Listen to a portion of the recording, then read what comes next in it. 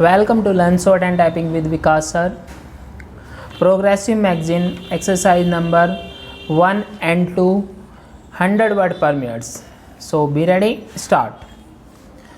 I am always glad to have an opportunity of meeting different sections of people. There is no doubt that the business community is playing, and I hope will continue to play an important role. I think there is absolutely no contradiction at all in the policy as you, Mr. President, have mentioned just now.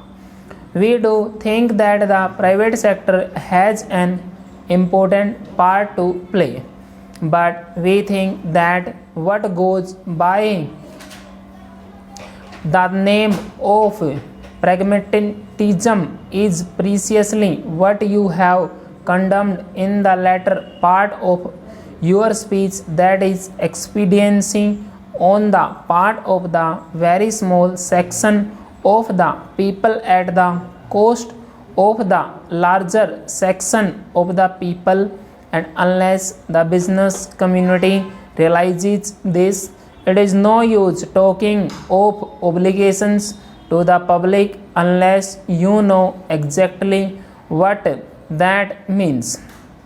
It is no use talking about pragmatism unless you know where in the interest of the community lies. It is no use talking even about desirability of production unless we know production for what. Do we not the produce for the sake of producing, or do we want to produce so that the standard of living of the poorest of our people can be raised? Question mark. You began and even ended on a pessimistic note. I beg to differ with you. I think there is a buoyancy in the country, in the economic field, in the political field, and in the social field. I think never has India at any time since independence been better poised for advance and for going ahead at a faster rate than it is today. There are many difficulties in our way. May I ask you, are these labor problems, racial problems, the world? Question mark. Is the law and order problem confined or unique to India? Question mark. Is it not forced by the United States of America? Question mark. Or by any other country which you choose to pick out on the map of the world? Let us be realistic when we are facing these problems. The business community has first of all to learn not to run down the nation. You have condemned for running down the private sector. May I ask you to look at the speeches which we have been delivered through the years and the number of speeches which I have set through condemning the public sector? Question mark. As you, Mr. President, have said in your address, there can be no economic progress in conditions of instability, uncertainty of economic and insecurity. Any attempt at bringing about a greater measure of economic equality will receive a setback in any such environment, and in all situations in which law and order breaks down, it is the poorer sections of the society who suffer most than the affluent section. But I would like to draw your attention to one thing. Stability cannot be and should not be equated with the perpetuation of the status quo.